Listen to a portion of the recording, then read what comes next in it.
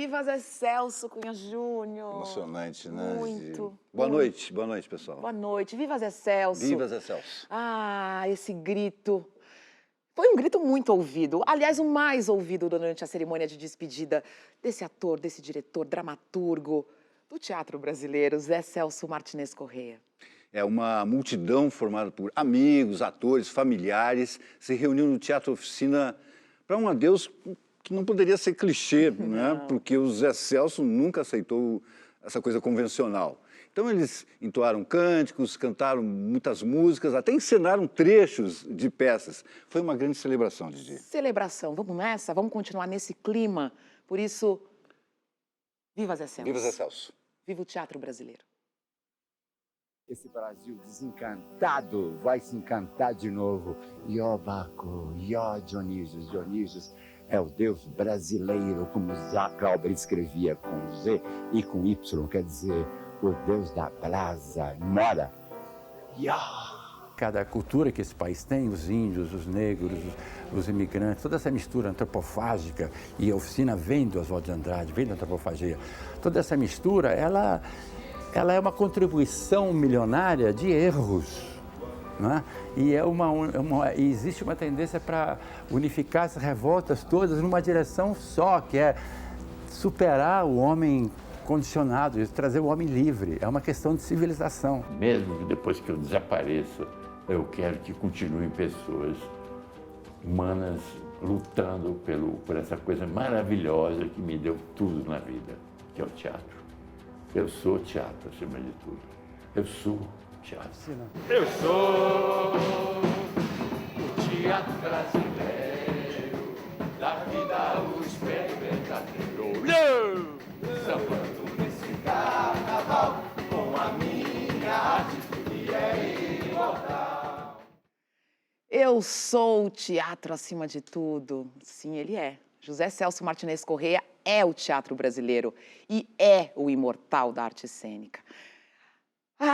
A gente recebe aqui no estúdio para falar mais sobre esse legado, para falar mais sobre a importância desse homem do teatro brasileiro, o crítico de teatro Miguel Arcanjo Prado, para ajudar a gente a entender a trajetória desse grande encenador, né, Miguel? Boa noite, que bom que você está aqui. Boa noite, Adriana. Boa noite todo mundo que ama Zé Celso, né? Que é viva Zé Celso, viva o teatro brasileiro, esse homem que, como você terminou de falar, e ele mesmo falou, né? É sinônimo do nosso teatro. Pois é. Então vamos começar a entender por que ele é o teatro brasileiro, na sua opinião, também. Olha, Didi, o Zé Celso, ele conseguiu fazer o mais brasileiro de todos os teatros, porque ele parecia que ele pegava um liquidificador e colocava pitadas de Brasil, sabe? De ingredientes de brasilidade. Ele, claro, se inspirou na Semana de Arte Moderna de 22, então ele bebeu daquela antropofagia, que o que é? É misturar tudo que forma o Brasil e não ter vergonha de ser brasileiro, de fazer uma arte brasileiríssima, né? Nós vimos aí as imagens do espetáculo terminando em samba. As peças da oficina eram grandes tragédias, mas sempre terminavam em carnaval, né? Sempre terminava com esse marchar de todo mundo junto, sem separação entre artista e entre público, né? Todo mundo ali nesse teatro que o Zé Celso falava, aqui, agora. Aqui e agora. E eu acho que é importante você citar a questão da Semana de 22, porque é um artista que vai fazendo essa ligação importante com outras gerações, vai trazendo essa ideia e vai fazendo com que essa ideia se transforme, né? Mutação. É uma mutação constante, ele vai recriando o Brasil, né? E o Zé Celso, ele tá no cerne das grandes questões culturais brasileiras, né? A Tropicália nasce ali junto com o Teatro Oficina, né? O Caetano Veloso se inspira muito em Rei da Vela para poder fazer. O Zé Celso fazia parte dessa turma, né? Ele inspirou muito, ele foi um grande mago. E o Zé Celso, Didi, ele sempre esteve muito ligado, ele é parte da cidade de São Paulo, né? Ele falava do aqui e agora, de fazer o teatro sobre o que está acontecendo. E ele sempre se envolveu em questões políticas, em questões sociais. O Oficina sempre pautou discussões muito antes da sociedade, né? Nós estamos falando de diversidade hoje em dia, isso já estava lá nas peças da Oficina, lá atrás, claro, quando ninguém falava disso. Então... E diversidade não esse totem diversidade. Não. É diversidade, realmente você ter vozes compondo uma voz maior, né? Uníssona. Isso é muito lindo. Exatamente. O Zé Celso, ele abria o Teatro Oficina para todos os tipos de artistas. Eu falo que o Teatro Oficina era um grande lugar de sonho, né? Muita gente que chegava em São Paulo querendo fazer teatro e às vezes não conseguia entrar em grandes companhias, iam lá, levavam um não do Antunes Filho, porque o Antunes era mais bravo. O Zé Celso falava, vem fazer teatro comigo. Então, o teatro dele sempre foi muito mais aberto. Eu acho que por isso que ele ganha essa dimensão de tão querido, né? O Zé Celso faz parte da cidade de São Paulo. Mesmo quem não é do teatro, quem não frequenta tanto o teatro, tem um carinho muito grande por esse homem. Tem. A gente separou mais uma declaração do Zé, porque a gente quer falar desse comecinho e a gente quer falar do Rei da Vela, que foi um espetáculo muito importante para as artes brasileiras, que ele marcou uma fronteira. E você vai entender por quê. O que conseguiu mexer mesmo foi em 66, quando houve um incêndio da oficina. Que era uma época que, depois de toda essa fase do Teatro dos Pequenos Burgueses, toda essa fase da Andorra, houve uma certa... Se cumpriu uma fase, uma etapa do movimento A. E com o incêndio, a gente entra no chamado movimento E. E o incêndio foi uma maravilha para nós. A gente estava realmente sem perspectiva, estávamos fazendo uma peça, um vanô novamente, chamado Saco de Gato, por não saber o que fazer mesmo. Aí veio o incêndio, coloca um problema tão grande e nos obriga a um outro exame profundo em nós mesmos, né? Que é daí que surge o Rei da Vela. E eu acho que o Rei da Vela realmente foi um tiro na coisa do teatro colonizado que a gente recebia. Porque as coisas acontecem, ele explode e traz uma outra... Ele acaba com o teatro italiano, de uma certa maneira. Os personagens todos convencionais, todos da cena brasileira, o Rei da Vela, de uma certa maneira, marca. É uma transição violenta. Olha aí, e que transição, né? E que transição, né? Ali em plena ditadura militar, o Zé Celso ele quebra com um tipo de teatro que era considerado teatro, né? O teatrão, o público lá bem longe, a cortina vermelha separando os atores, e ele chega e coloca todo mundo junto no mesmo balaio, né? Ele quebra essa quarta parede, que é como a gente chama no teatro, essa divisão entre artistas e público. E o Zé Celso faz isso de uma forma muito veemente, inclusive ele não foi entendido naquele momento, falaram muito mal. Foi muito perseguido, veio logo na sequência o Roda Viva, também um espetáculo super emblemático. De Roda Viva só lançou Zezé Mota, Marieta Severo, Marília Pera, Pedro Paulo Rangel, só para ficar em 4 nomes. Pois né? é, e mais, foi um espetáculo que estava pensando o Brasil da ditadura. Zé Celso sofreu, né? Justamente, sofreu muitas perseguições por causa disso, né? Por causa desse exílio, né? Teve que ir para o exílio em Portugal, foi para Moçambique e nunca deixou de fazer um teatro completamente libertário. Um teatro que antevia um Brasil que ele queria que fosse, né? Ele ia nesse Brasil do futuro sempre.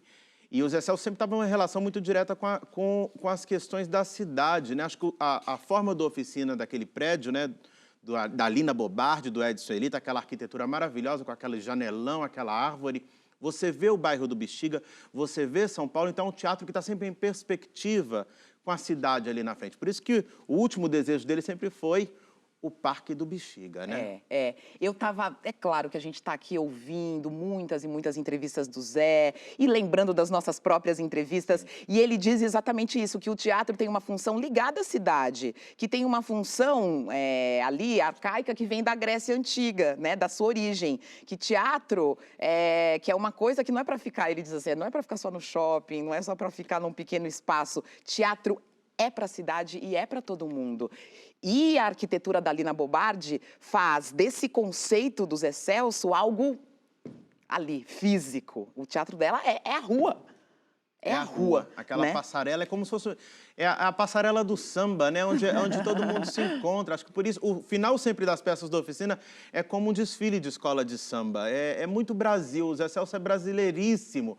Não à toa, o The Guardian, né? Um dos principais jornais da Inglaterra, definiu o Teatro Oficina como o mais belo teatro do mundo. Do mundo, e a gente teve a sorte de ver muitos espetáculos lá. Vamos falar de alguns marcantes nessa trajetória do Zé Celso. Começando com Bacantes. Bacantes é uma peça que tem mais de 8 horas, né? A gente ficava lá e perdia a noção do tempo, né?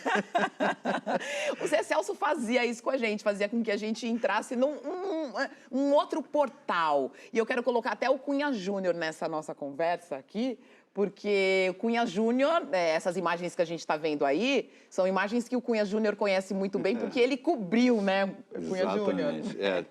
Eu tenho lembranças incríveis com o Zé Celso. Ele me chamava de Euclides da Cunha. Euclides da Cunha, meu querido, vem cá me dar um abraço e tal. E eu tive... eu mergulhei em Bacantes, porque eu sabia que eu ia fazer a matéria. Aí, antes eu pedi para o Zé o texto. Ele me passou o texto de Bacantes. Eu estudei, e passei umas 12 horas dentro do Teatro Oficina, entre o antes, o durante Bacantes, que eu acho que a gente perdia a noção do tempo, né, 8, 9 horas, e depois com toda a confraternização de atores e tal. Foi uma das melhores experiências da minha vida, foi incrível. Pois é, e eu acho que o Zé faz isso e fez isso com muita gente e com muitas gerações, né? Ele é uma pessoa que a gente olhava para ele e pensava, não, a vida pode ser diferente. Aí a gente tem mais um espetáculo para falar sobre... Você quer falar mais alguma coisa sobre Bacantes? Que eu já ia É uma liberdade total, né? Acho que é isso. O Zé Celso, ele propõe uma liberdade total de existir, de ser, de tirar as amarras, de ser quem a gente é. E eu acho que isso é a maior lição que ele deixou pra gente, que a gente pode. Ótimo. E Cacilda? Cacilda foi um outro marco também, né? Um outro marco, né? Ele vai ressignificar essa grande figura que foi Cacilda Becker, né? Uma das maiores atrizes da história do Brasil. E o Zé Celso vai colocar a Cacilda no aqui e agora, né? E ele faz nos anos 90 e depois ele retoma no século XXI essa saga de Cacilda. Ele fez uma peça que eu não me esqueço nunca, né? Que era Valmor e Cacilda, o Robogolpe, que ele dizia sobre essa sociedade brasileira ficando cada vez mais conservadora. E eu vi coisas ali naquela peça, Didi, que depois aconteceram, muito rapidamente. Eu acho que o Zé ele tinha esse poder de premonição do Brasil. Ele conseguia enxergar o que estava vindo por aí no país. O Cunha falando dessa relação afetiva dele, chamando o Cunha de Euclides da Cunha, o Zé era muito afetivo com todo mundo, né? Ele também sempre me escrevia e-mails quando eu fazia alguma crítica das peças dele, às vezes concordava, às vezes não, e ele mandava também, meu querido Arcanjo Miguel do teatro, o santo guerreiro que nos protege. E eu guardo esses e-mails, hoje mesmo eu fui olhar meu e-mail, pesquisei e me emocionei muito vendo esses e-mails, que era um cara muito lindo. Presente nas relações. Todo mundo tem uma história. Aqui no Metrópolis, os repórteres que iam fazer matéria com o Zé Celso, a primeira matéria era tipo assim, para você ser repórter do Metrópolis, precisa fazer matéria com o Zé Celso. Exatamente. Eu fui fazer uma matéria com ele, que era sobre a Cacilda Becker. E a gente ia pegar uma sonora do Zé Celso, uma fala do Zé Celso, a Cacilda Becker. Tava lá esperando ele. Aí ele chega, eu falo, vamos começar? Ele falou, eu não vou fazer aqui. E saiu andando pelas ruas do Bexiga, e ele falava, Cacilda, Cacilda. Eu falei, é isso. Não dá para você conter a força do Zé. E aí temos um espetáculo também, que bom que foi para outros lugares, além de São Paulo e da Oficina, Os Sertões, né? Sim. Os Sertões foi um grande momento assim, de renascimento mesmo do Teatro Oficina, aquele lugar talvez que ele tinha ocupado nos anos 60, né? Porque a Oficina ele vai renascendo ali nos anos 90, e Os Sertões é uma grande explosão popular, né? Do Oficina ir para um outro patamar assim, da crítica, né? Porque o Zé Celso ele se enverga daquela figura que ele ficou parecendo um Moisés, digamos assim, né? Quando ele pega aquela figura de Canudos, de Antônio Conselheiro, e vai num clássico da literatura, né? Euclides da Cunha cobriu a Guerra de Canudos, só que transforma toda aquela história, que era uma história ali da virada do século XIX para o século XX no Brasil, né? Ali no início da República, para o hoje, para o aqui e agora. E ele vira esse Antônio Conselheiro do teatro, nessa guerra constante, né? Para manter essa Canudos, que é essa resistência do teatro como um lugar de possibilidade de arte, um lugar de possibilidade de pensar um Brasil diferente, um lugar de sonho, né? É um lugar de sonho, você tem esse motor maior que vem dele, mas a gente tem um homem um apuro estético importante, né? E uma referência estética importante para o teatro. Uma referência de encenação para o teatro, não só brasileiro, quanto do mundo. O Zé Celso ele é reverenciado no mundo inteiro, porque o tipo de encenação que o Zé Celso construiu só existe na Oficina. é única. Ele tem um DNA. Quando você vê uma peça da Oficina, tem o DNA ali do Zé Celso, a forma que ele constrói as cenas, essa coisa da tragédia, mas que vai passar pelo drama, pela comédia, vai ter um momento musical. Ele pega todos os teatros, colocam ali, como a Cacilda Becker dizia, né? Todos os teatros são meu teatro. O Zé Celso gostava dela por isso. Porque numa peça da Oficina, você tinha todos os tipos de linguagem teatral.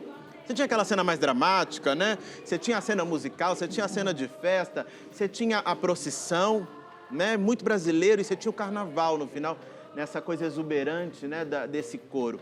E o coro é fundamental na Oficina, né, Didi? A gente não pode falar de Oficina sem falar do coro. Não tem um protagonismo na peça do Oficina, né? Cada ator tem o seu momento de protagonismo e depende de quem vê. Tem muitos pontos de vista, né? Você pode ficar na arquibancada lá embaixo, você pode estar lá no meio, você pode estar dançando, você pode estar vendo tudo lá de cima. E essa perspectiva diferente, diversa, deixa a gente com muitos olhares para a vida, a gente fica mais inteligente. Tá aí, olha aí, que bom que ele fez todas essas quebras. E eu acho que o que a cidade deve ao Zé Celso, o que a gente deve a Zé Celso, que a classe artística deve a Zé Celso, é a gente continuar a luta dele. A gente precisa ter o Parque do Bexiga. A gente tem que dar esse Parque de Bexiga de presente para o Zé Celso lá no céu. Eu acho que podia chamar até Parque Silvio Santos Zé Celso, junto ao grande nome da televisão, o grande nome do teatro, e dar um parque para a cidade, porque o Teatro Oficina merece ter preservado aquele janelão, vendo Bexiga, vendo São Paulo, a gente vê as antenas dos prédios, né, da Avenida Paulista, é uma perspectiva de possibilidade para essa cidade. A gente não tem só que achatar a cidade debaixo dos prédios, né? Sim. O que a Rita Lee falou mesmo dele? Você lembrou isso, eu acho lindo. Eu acho que a gente perdeu a Rita Lee e o Zé Celso, que são dois símbolos de São Paulo, né? E acho que a música Sampa, do Caetano Veloso, tem os dois, né, na música, né? A Rita Lee é a mais completa tradução de São Paulo. E o Caetano fala, né? Suas oficinas de florestas, seus deuses da chuva, né? O Teatro Oficina com aquela floresta e esse grande deus da chuva que chove sobre São Paulo é Zé Celso. É Zé Celso. Amigo, muito obrigada e viva o teatro brasileiro. Viva Zé Celso, viva Zé Celso. Guerra. Eu digo, e hoje está fazendo a luta, é uma máquina de guerra mesmo, de guerra para a paz, mas é de guerra. Quem tomou os momentos fortes da Oficina, os momentos do tabu político, o tabu sexual, o tabu moral, o tabu corporal, milhares de tabus foram quebrados, isso significa que tem uma corrente social que apoia. Não é uma questão de marketing, é uma questão que há pessoas interessadas que desejam construir um país mais livre. Se esses críticos de hoje tivessem visto Rei da Vela, Céu da Cidade, Graça, não teriam entendido nada.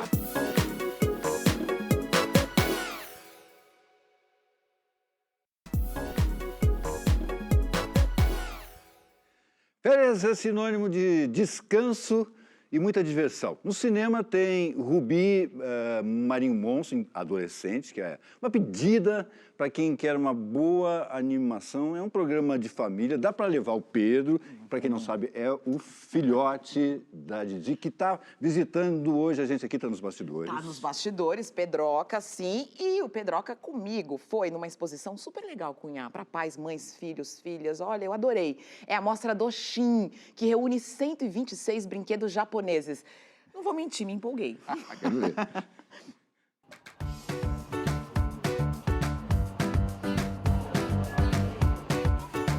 Uma exposição que não é só para criança. Doshin, brinquedos japoneses na Japan House.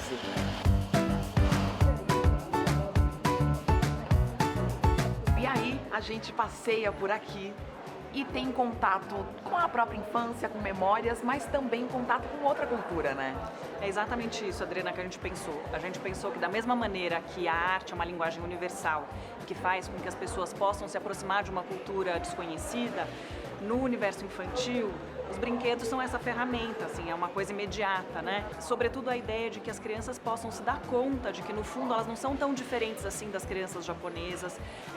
Elas podem reconhecer alguns brinquedos que fazem parte do dia a dia delas ou descobrir brinquedos que são inusitados ou características da cultura japonesa por meio dos brinquedos que estão expostos aqui.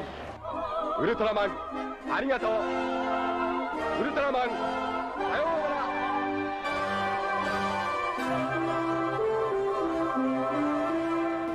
música, eu nem sabia que eram japoneses também, apesar de ser descendente. Você tá desenhando? Hello Kitty. Se você errar, o que acontece? Apaga. No caso de um jogo de panelinhas no Japão, tem uma panela elétrica de arroz, tem um onigiri, enfim. Então, com isso, as crianças também vão conseguir descobrir o que é a comida típica que eles brincam de comidinha lá. Me explica como a gente joga. Assim, você fica apertando o botão, aí olha o que acontece. Aí o que sai a cabeça primeiro perde. O que sai a cabeça primeiro? Ai, meu Deus. Vamos, hein? Ah.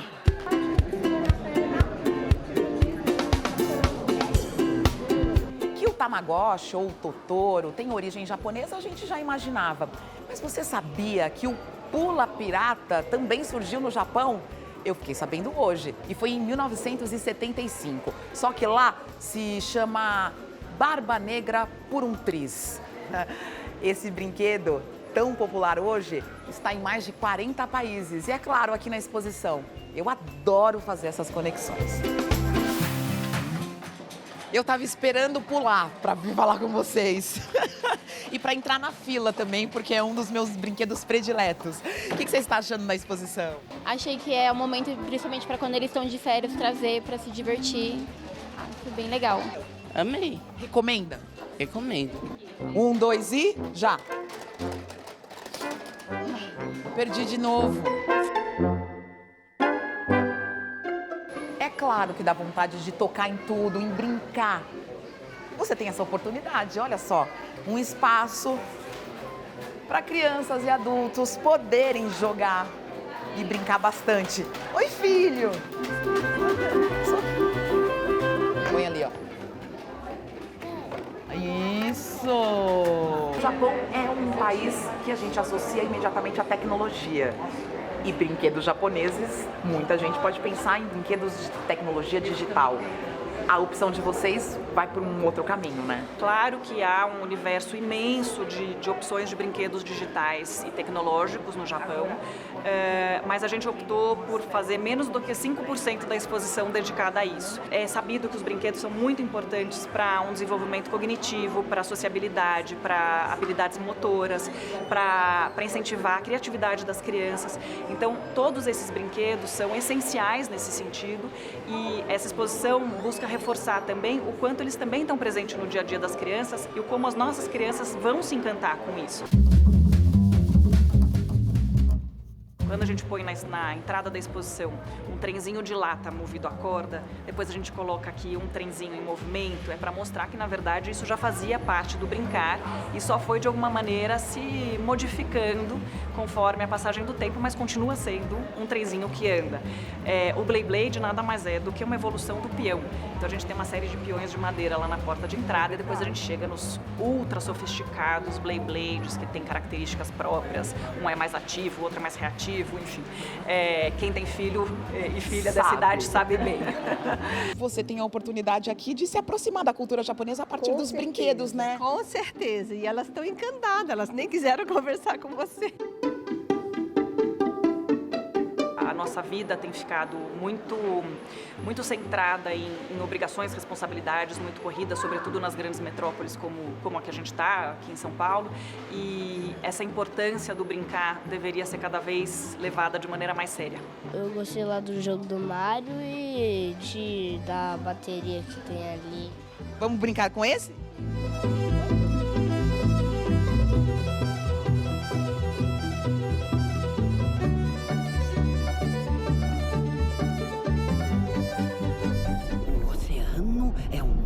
Misterioso. Os humanos sabem mais da superfície de Marte do que do leito oceânico. E as criaturas marinhas que vivem lá, bom, até aquelas que você imaginou errado. Giovanna Lancelotti, Agatha Paulita, bem-vindas ao Metrópolis. A gente está aqui para falar sobre Ruby Marinho, monstro adolescente. Giovanna, não é sua primeira dublagem e eu queria saber o que mudou para você da primeira para essa agora. Eu acho que a confiança, depois que você faz uma primeira, você fala, cara, eu fiz um e deu certo, ficou legal. Acho que eu posso fazer mais. Porque eu adoro dublagem, que sempre foi uma arte que me encantou, assim, sabe? Quando eu tive a primeira oportunidade de fazer dublagem, eu amei. Só que era uma personagem que ela aparecia pontualmente, né? Ela não tava o filme todo. E não tinha tantas características tão marcantes como é o caso da Chelsea. Mas foi um desafio muito gostoso e eu adoro dublar. Olha, eu só achei que a gente tinha muito em comum, mas se for pra você ficar assim, então... Tchau, tchau. Que doce, né? Bem doce. Agatha, eu sei que além de dubladora, você também é diretora. O que é mais difícil, dublar ou dirigir? Eu acho que são responsabilidades diferentes, né? Então, quando eu tô fazendo um trabalho como dubladora, eu encaro ali o papel que eu tô fazendo e eu me jogo de verdade nele. Na direção, a gente tem, né, sei lá, uma responsabilidade enorme, né? Então é desde a escalação do filme, que isso eu acho uma parte muito legal, que é quando eu escuto em casa o original e vou escalando ator por ator. São trabalhos muito prazerosos e eu sou apaixonada pelo que eu faço, então fico até feliz com a sua pergunta. Me sinto uma esquisitona. Eu só queria ser Ruby Marinho, adolescente normal. E qual é a graça disso? Você tem poderes que nem consegue imaginar. O quanto vocês tentam aproximar a voz original e o quanto vocês têm liberdade pra pirar e colocar uma interpretação de vocês. Na verdade, quando você é escalado pra fazer um filme, você sempre vai ser escalado pra fazer aquela voz. Então o diretor sempre vai escutar e vai te chamar pelo fato de ter o timbre parecido. Então muita gente ainda pergunta, eu vou chegar lá e que voz que eu faço? É simples, a voz que tá no fone. Oi! O baile de fim de ano é um rito sagrado de todo adolescente. Por exemplo, tinha uns agudos dela que às vezes linda! Eu falava, meu Deus, eu não chego lá. Ia chegando, né? Aí eu acho um barato, assim, eu acho uma arte. E pra mim, eu tava falando que não deixa de ser quase um curso de atuação. Porque eu falo muito com as mãos, eu sou muito expressiva, com caras e bocas e tal. E aí quando você tem que interpretar e passar um sentimento ou uma intenção só com a voz, parece que tudo isso vem só pra sua boca e é uma responsabilidade que você tem que passar um choro, sem necessariamente estar chorando, ou você tem que passar uma euforia sem necessariamente estar eufórico dentro de uma salinha. Então isso, né, pra gente que é atriz, é um exercício de escuta também, sabe? Eu sou uma sereia poderosa! Toque, toque! Não importa o desafio, o Kraken sempre responde ao chamado! Agora é tudo ou nada! Olha, não quero dizer nada, mas lá na parte dos brinquedos japoneses, eu acho que a Didi se divertiu muito mais que as crianças, viu? Bom, no próximo bloco tem mais homenagens ao diretor, ator e dramaturgo Zé Celso Martinez Corrêa. Mas ainda, de olho no mês das férias escolares, o Teatro Sérgio Cardoso recebe Polaris, o espetáculo no Globo Gigante. É uma mistura de teatro, ilusionismo, dança, acrobacias. No site do teatro tem todas as informações e daqui a pouco a gente volta.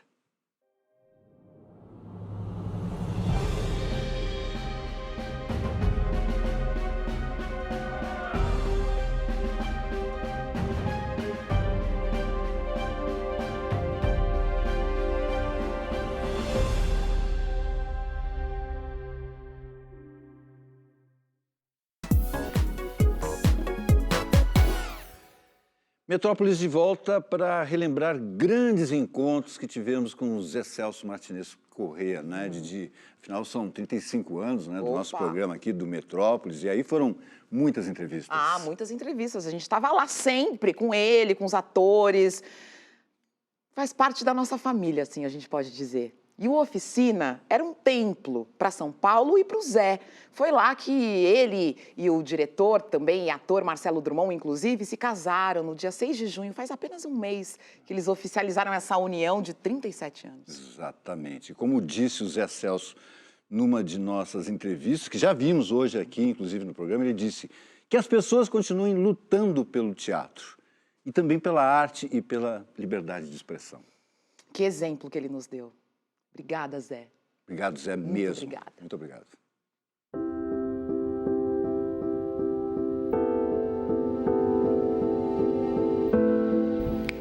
Acorda.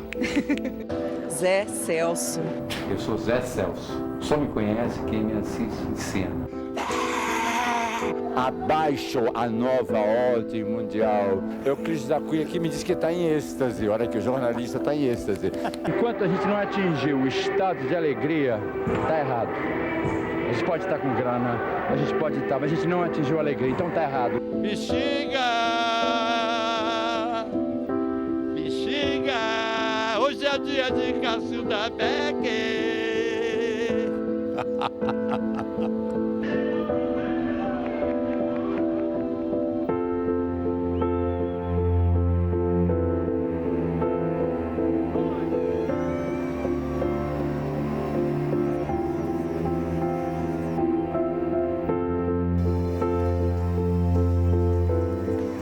Sim, juremos que nos juntaremos, ó negligência, independência.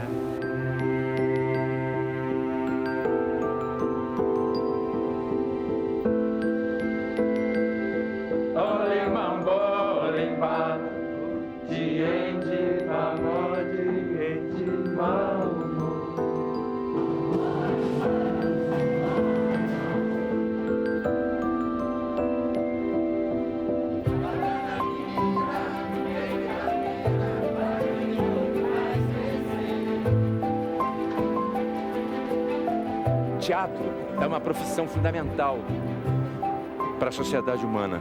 Para a sociedade humana deixar de ser tão injusta, tão medíocre, tão vazia.